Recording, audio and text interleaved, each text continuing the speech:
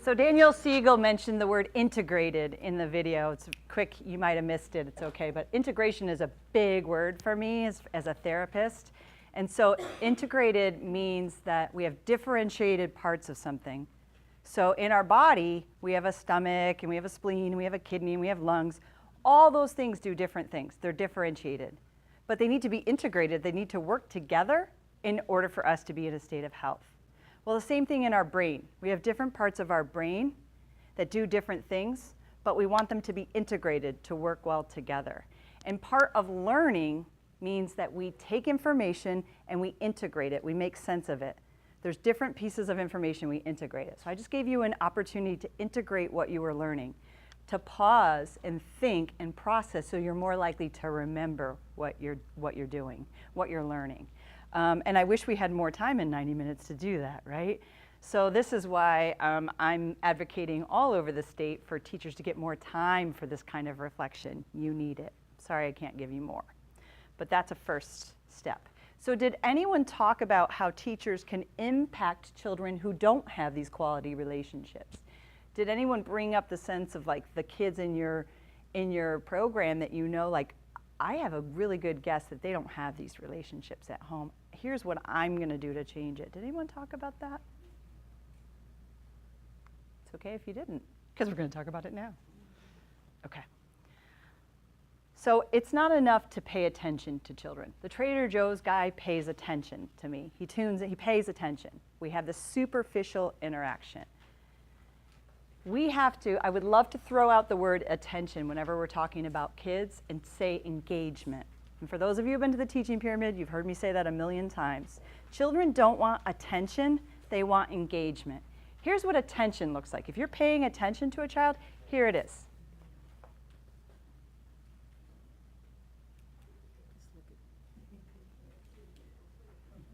That's attention. I'm giving you my full attention. Most of the time, they don't want your attention. Sometimes, watch me, watch me, watch me. And so you're watching them on the slide, but they want you to say something. They want you to do something. They want you to engage. Ask me a question, reflect what I'm doing, get excited about it, validate my feelings. Children want you to engage with them. So that's primary purpose for most of their behavior is to get you to engage with them. And so we want to look at how do we engage with them. Are most of the times that we're engaging with them to give them directions or corrections? And this is what I hear in preschool classrooms. I'm in classrooms all the time. I just close my eyes and this is what I hear. Even if it's a sweet voice. I'm going to do it in a sweet voice. It's not always a sweet voice. Even if it's a sweet voice. It's time to line up. Only 4 people in the block area. You need to use your walking feet. Put that back. Jeremiah had it first. You need to be respectful. We share in the classroom.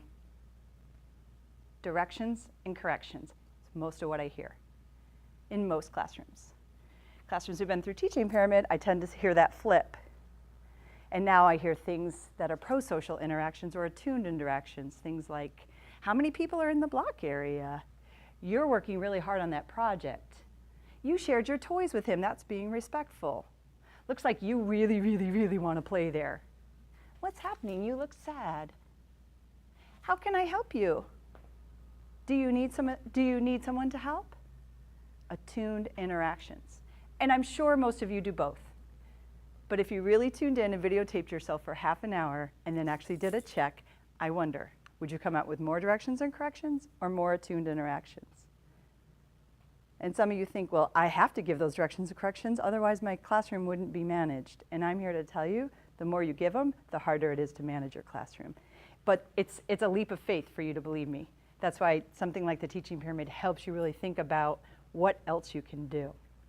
Today, I'm going to talk to you a little bit about what else you can do, but I'm going to talk to you about how to build the attuned interactions so there'll be less need to manage your classroom. You're going to develop your child, the children, instead of manage the classroom. Okay? So that's through something called a contingent communication. But first, let's talk about attunement. Attunement, very simply put, one definition is that you tune into the child's thoughts, feelings, behaviors from the child's perspective. Now that rocks some people's world. Perspective taking is very difficult for many, many adults. It's very difficult for people to for me to get into Alma's head and think about, well, what's it like for Alma right now sitting here? What's she thinking? What's she feeling? What's her perspective? It's very difficult without me asking her. And Alma's grown, so we can have a conversation about it. But a 4-year-old can't say, you know what, the cortisol is running through my veins right now. My mom and dad were fighting when I left, and Poppy is in jail. And I didn't have enough breakfast this morning, so I'm also feeling very tired. I can't regulate my state right now. They can't communicate that with you. They just run away, they hit you, they choke someone. And then we shame and blame them. You need to go to timeout, you hit someone. So now on top of all that other stuff, now we just made it worse for them. But you think, oh, I didn't make it worse because he stopped his behavior. One of the dangers of getting kids to stop their behavior is their brain goes into what we call a dorsal dive, and they get their act together, the behavior stops, but at the expense of the chemicals in their body still stay the same. They are just not expressing it anymore. So it's sort of akin to sweeping something under the rug. So it's like when you let babies cry it out. The reason we don't do that anymore is we learn that eventually the out means they've gone into this dorsal dive and they're now in a state of freeze. And you've now wired their stress response system in a really bad way. This is an update. We didn't know this before. So that's the same thing with timeout. You say to a child essentially, I can't deal with you. You need to go over there and calm yourself down. It'd be like me saying to you, you need to pay attention to this, but take off your glasses. You need to be able to see this without taking it. He doesn't have the parts of his brain. But people say to me, it worked. He came out and he didn't do it again. Yeah, because he just swept that under the rug. You just overactivated his stress response system. So it's tough because I'm taking away a lot of the stuff that you thought, well, this works. The problem is it works, but at what cost? It can work in the short term. Punishment works in the short term. Spanking can even work in the short term. But there's a cost, there's an expense, there's damage that's done that's hard to recover from. It's really hard. So we're going to look at tuning into the child's perspective, both verbal and nonverbal. We're going to watch their verbal and nonverbal. It's communicating. This means that the teacher's job is to get a PhD in each child in your classroom, and that's hard too. Classroom sizes are too big. I don't know at Lisa's place, how many kids do you guys have traditionally? Between the two centers, a little over 100. And so what are your ratios? It depends on the age, but preschool is 1 to 12. Normal, yeah. So that's too high. It's fine, but it really should be way lower for most kids, so you can do this. So I feel you, teachers. I feel you that this is really hard to do with 25 kids in a classroom. I get it. I totally get it, and yet I'm going to give it to you because this is what you need to try to do, the best that you can. So it means you need to figure out what their temperament is like, and if you don't know what temperament is, you need to take a training on temperament. It's a real thing. It's the way our genes program how we behave. Temperament can be overcome. It can be changed slightly. People can learn to manage things about their temperament. Yeah? But it's real. It's real. Then there's you know their likes and dislikes, their stage of development. I know DRDP is a pain in the neck, but the purpose of it is so that you know what stage of development childs are across measures, and so that you can know what to expect for this child and how to help them get to the next stage so they're not frustrated, left behind, feeling excluded. It helps us tune into the child and be sensitive. One child just knows colors. Another child needs you to teach them colors to help them manage their frustration that they're not being left behind. Okay. So we're thinking about culture, feeling state, all of this, and it's really, when do we find the time for that? And so luckily this can all unfold when you are engaged in play with children. So that's why we don't see desks typically in preschool classrooms. If you're at a desk writing notes, you're not learning about your children. You're not an elementary school teacher. They shouldn't be at desks either. That's another story. We're going to do it differently.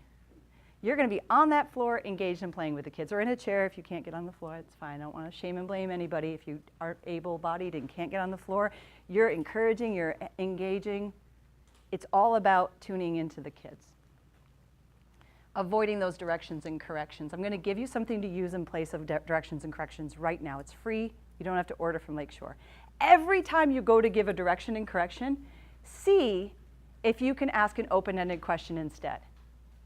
So instead of saying you need to use your walking feet, because quite frankly they don't need to, you need them to. So if I was like a smart aleck 4-year-old, I'd go like, I really don't need to. I'm really feeling good about running right now because you gave me this big pathway. So instead, you can say, how do we be safe in the classroom? Now, the child doesn't hear you as just, rant, rant, rant, rant, rant. My teacher's always on my case telling me what to do. Now she's asking me to think. Or instead of only 4 in dramatic play, you say to the child, how many are in dramatic play? What's a safe number for dramatic play? 4. Oh, how many are in there? 1, 2, 3, 4. So what can you do? So you take all the, well, there's only 4 in there, so now you need to go somewhere else to play. There looks like there's room in the art area, and you're doing all this over-efforting. We're dumbing kids down. Teach the child how to think about that. While you're doing that, you're also building the part of the brain that helps them with emotion regulation, impulse control, and attention by just getting them to think. It's the same part of the brain that helps them with everything that you want, which is help them to be self-controlled, help them to pay attention, help them to decrease that impulsivity. We don't get rid of impulsivity by punishing it. We get rid of it, lower it, we'll never get rid of it, we're all impulsive. We lower the impulsivity by building the fibers in the brain, the part of the brain that helps with that. Okay? So if you can give directions and corrections. I'm not saying you never can, but do yourself a favor and see if you can replace some of those with open-ended questions. Not yes/no questions. Here's a yes. Are you ready to clean up? No. But it's time to clean up. Right? So don't ask them a yes or no. Ask them an open-ended. What are you going to clean up? It's cleanup time. What are you going to clean up first? Do you need some help? Right?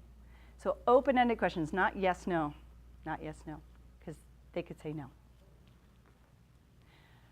When you tune in like this, when you're in an attuned state with a child, it helps the child feel felt. Did you ever hear that expression, I feel you, I feel you? It's really a heartfelt sense. A child feels like you hold them in your heart. It's a different sense than just loving a child. It's a, I really feel you. I'm an expert in you. And typically we're only an expert in our own kids. But then I see teachers, like some of these beautiful teachers at CDA I've worked in, that are experts on the kids in their classroom. They can tell me their likes and dislikes, their temperament. Well, he's slow to wake up from nap, so we let him have a little extra time. And she really doesn't like large groups of people, so we make sure that she's able to play in the areas where we only have 2 or 3. And for coming in from lineup, I need to give Miguel a little bit of advance notice because it's hard for him to shift gears. They're experts in their children. That's amazing. And that's attuned. To know that it's not just one size fits all. I think about myself teaching at like age 25. Oh, my poor kids. I was just basically my mom, just yelling at everybody, putting everybody in timeout, shaming and blaming, just doing it. I was just doing it. And it's just, now I think about like lineup time and how challenging it is. You're asking me when I'm outside in nature, having this amazing time to get in a line, first of all, and wait for you to count me, which is awful. And then you're asking me to come inside, and that's really hard for me. I was having so much fun out there, and then you yell at me, or we're getting really good in the field about not yelling, but you're using that firm dad voice or even firm teacher voice, and it's signifying to me you hate me. And all I did was want to keep playing out there. So if we consider the child's perspective, what it's like to be in your classroom, what it's really like, what's going on inside their in their head, it's amazing if we took time to do that. So this promotes an environment that children feel safe. They feel cared for, considered, respected, loved, and free to express themselves to be who they are without fear of harm or danger. This is the antidote to traumatic environments or experiences. So we can't undo what's happening at home or what happened in the past. I often hear teachers get stuck, and I understand. It was frustrating for me when I'd be doing all this work, and then they go home for Christmas break and they come back and they're a mess. But if we shame and blame the parents, it's no good. They're doing the best that they can with the tools that they have. So just keep doing your work. And we try to bridge with the parents. We try to share this information with the parents. We're mentors for the parents oftentimes. But don't get stuck in, well, they had a terrible upbringing and so now I just have to do triage. No, the repair can still happen. Their brains are still developing. You can make a huge difference, teachers. That's a gift that we have. I don't know about any of you, but I personally know over a handful of people that say, especially as a therapist, I had a pretty bad childhood, but it was that teacher that made a difference. It was that teacher. She made me feel cared for and loved and respected and like I mattered. That's what you guys can do. And it's just through the way you engage with them. So one strategy for attuned interaction is to use contingent communication. And another new vocabulary word, and all that means is that your verbal, what you say, and your actions, your nonverbal, are related to what the child is saying, doing, thinking, and feeling. So you're considering the whole child when you talk with them. So if it's time to clean up is going to happen. Here's the firm part, right? Firm. It's cleanup. I'm not going to spoil a kid and go, oh, you okay, you can have 10 extra minutes. No, our cleanup time is happening. I've given advance notice. I've made sure the kids know, and now it's cleanup time. That's the firm. But the kind part is, it's really, really hard to clean up.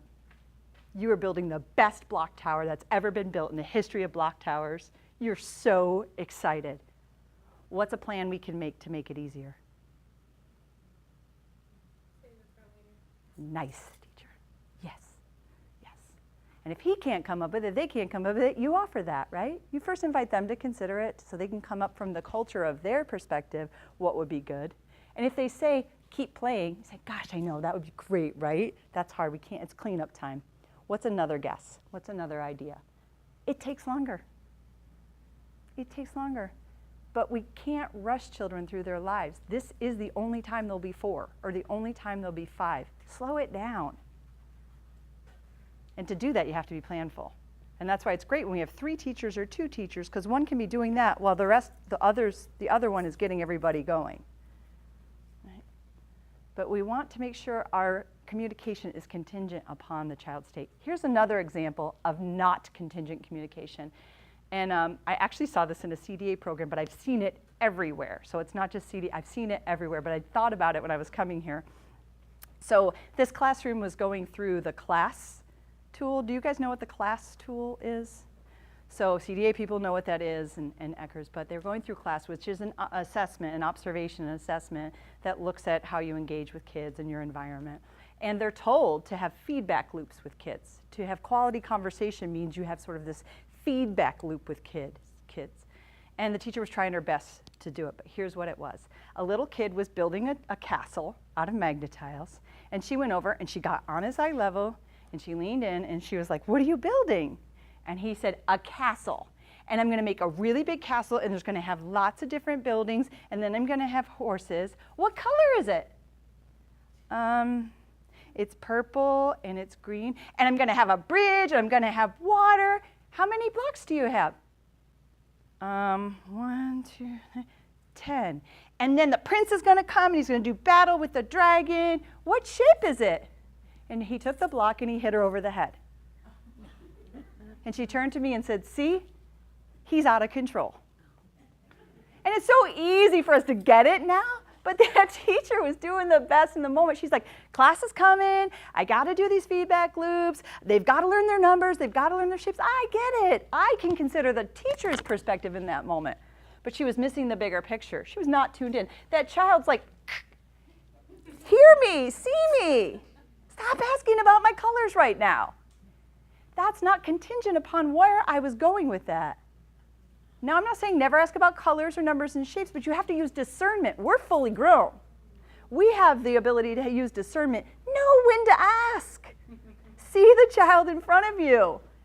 Because then the worst part is they get sent to me as a mental health consultant. This child has challenging behavior. I'm like, no, he doesn't have challenging behavior. Tune in. Right? It's just a fun example of it, but non-contingent communication happens all the time, especially when someone like me is watching. You think that's what I want to see, you know? And it's like, nah, I don't want to see that. I want to just see you like tuning into the kid. If you never ask about colors, okay. Maybe it wasn't the moment for colors. So we need to use discernment to choose the communication strategies. It's not one size fit all. So now that you're sitting here thinking, what are some strategies you guys use? What contingent communication or strategies do you use to attune to your children? Who wants to share some strategies? Yes. Repeat what they're saying. Right? It's like, oh, so you really like this, or I see that, you like princesses, or Yes. something like that. Yes. Just repeat back what they're saying. Some people call it reflection. Some people call it rephrasing. You just repeat back. Why does that show you're attuned? Why does that show you're attuned? They feel heard. They know that you're listening. You're listening. You literally said back what I said. You must be engaged with me. You're not paying attention to me. You're engaged with me. Nice. What other strategy? It's hard to name what we do. Y'all do it. Y'all do it. It's hard to name it. No one ever asks you to name it. Looking at them. Yeah.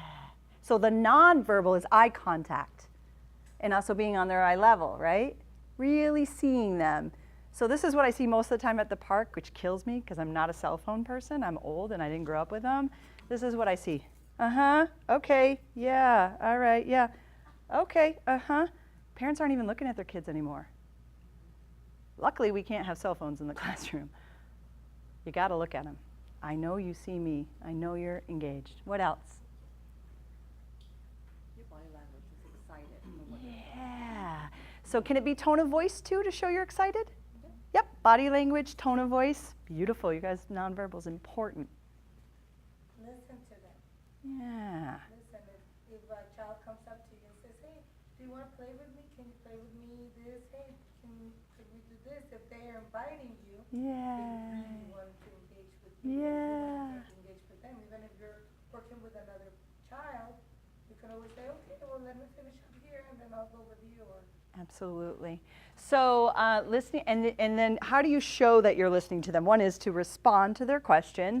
How else could you show? Look at them. Yep. Something I do is I try to anticipate what they're going to want to do next. Yeah. And kind of like have a heads up about that. So when Yeah. they transition from this to that, I'm like, oh, that's right over there. Yes. And they like connect, like, oh, you're right with me on this. That's beautiful. So you just brought an environment. So one of the reasons we try to have the materials out and prepared in advance, I think I heard Maxine talking about that, is that we want children to know, I've considered you. I've considered what you need. I've made it easier for you to do the executive functioning, the planning, initiating, organizing, and carrying out your tasks. And I know you really like that. It's something you play with on Thursday, and I know so yeah, that's exactly it. So it's okay that you can't come up with more. When I tell you more, you're gonna go, I do that, I do that, I do that. One of the things that stinks about our field is we never ask teachers to articulate their practice, talk about their practice. So then when I go in as a coach and I videotape, and you guys experienced this with me, right? I was like, what are you doing here? And you're like, oh, I'm doing all that. No one asked me to talk about it. So it's okay that you can't name it, you're doing it. So for the attunement strategies I'm going to talk about, I'm pulling from Teaching Pyramid, from class, and from Eckers. So for you guys don't do class and Eckers, don't sweat it.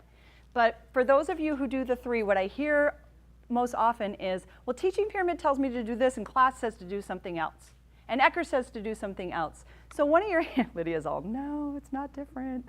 It's not different. It's different words, but we're all saying the same thing. It would have been nice if everyone got together and had a party and said, let's just use the same term, but that would have been too easy. So I tried to make it easier for you. I gave you a handout that talks about this stuff that I'm mentioning, attunement, contingent communication, and there's 3 columns. One is what Teaching Pyramid calls it, one is what class calls it, one is what Eckers calls it. And the only place we differ is Eckers still uses the word praise, because Thelma Harms hasn't had money to update it, I guess.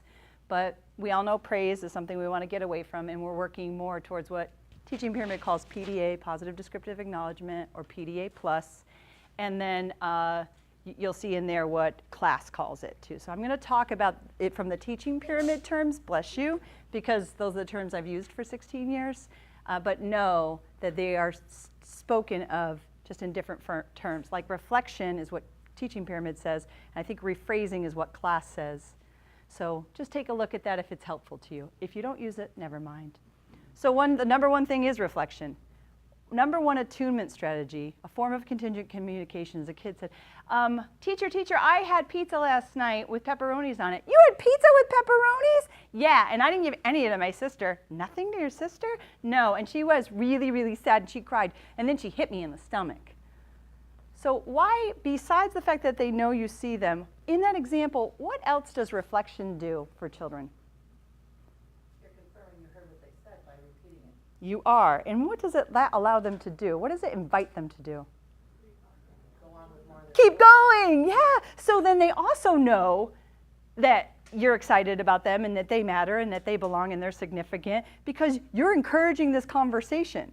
Don't you know a lot of adults where you try to shut that conversation down quick because you're like, she is going to go on, or he is just going to talk about himself. I mean, I shut conversations down like nobody's business because I'm like, this is not the day.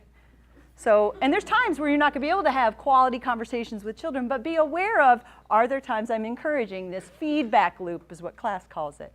That's attuned interaction contingent communication. Another is narration. Does anyone know what narration is? You do it. Sometimes called broadcasting. Yes, Lydia. Dime más.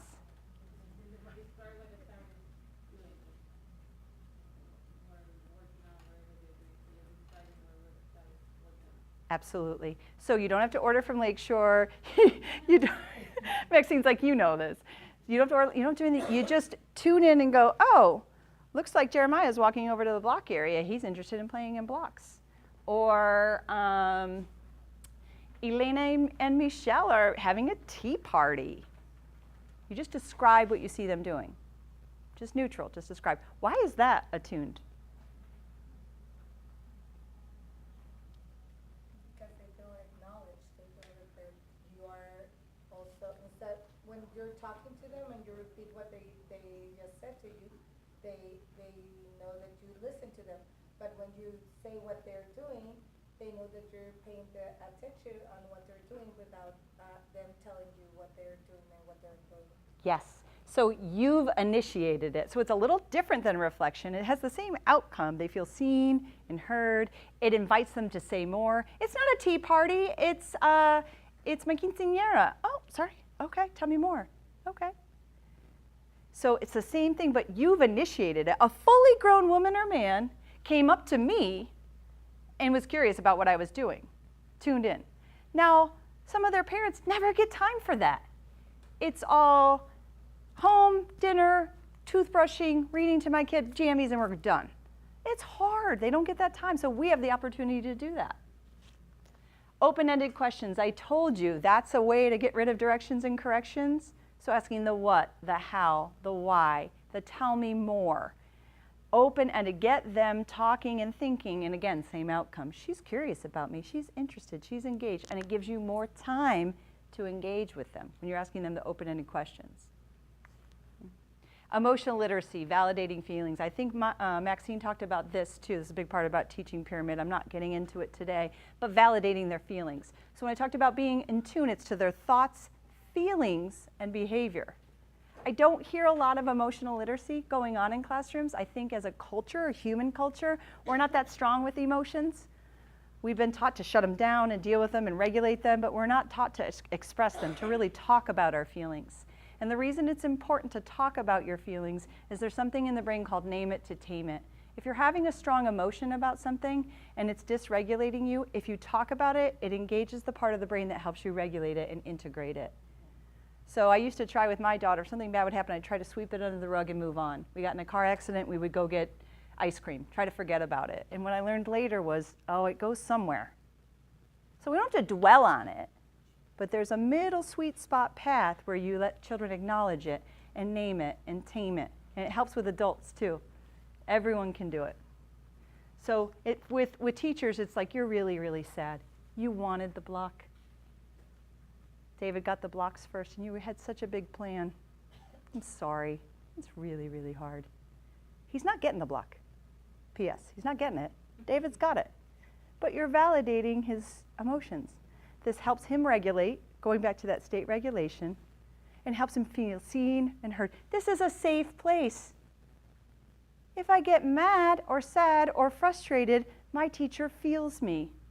So this helps you with the classroom management. You're going to be doing less classroom management if children have the experience over time in your classroom that they're seen, heard, and validated. Because you're building the fibers in their brain that helps them be regulated. You know it's a lot to take in. It's a lot to take in. And then PDA and PDA+. So Again, just real quick, PDA is you describe the positive behavior you're seeing. You're using your walking feet. John, you're sharing the toys. Alma, you're taking turns. Ava, you're waiting so patiently. Guillermina, you help me with setting the table. So you just describe what they're doing that's appropriate. Then PDA plus is you add in either the expectation, like on our expectation tree, you help me set the table, that's being respectful. You shared the blocks, that's being friendly. Or you add in an emotional state. You gave Juan a turn on the bike, you look so proud. Or you add in an outcome. You gave Juan a turn on the bike, now he gets to ride it. So you're giving children information that grows their self-understanding, their self-worth, their sense of competency, their sense of belonging and significance, and they also, it came from you, so they feel that connection. Attuned interactions through contingent communication. So all of these want you to be practicing every day, all day, throughout the day. So just tune in. How often are you doing it? Practice it. Check in with your coworkers. Is this it? Am I doing it? And then if we're going to be doing coaching with me, we'll check in about it, see if we're doing it. So I'm going to show you a video of what it looks like, okay? Because I know we started about 10 minutes late, but I want to make sure we at least end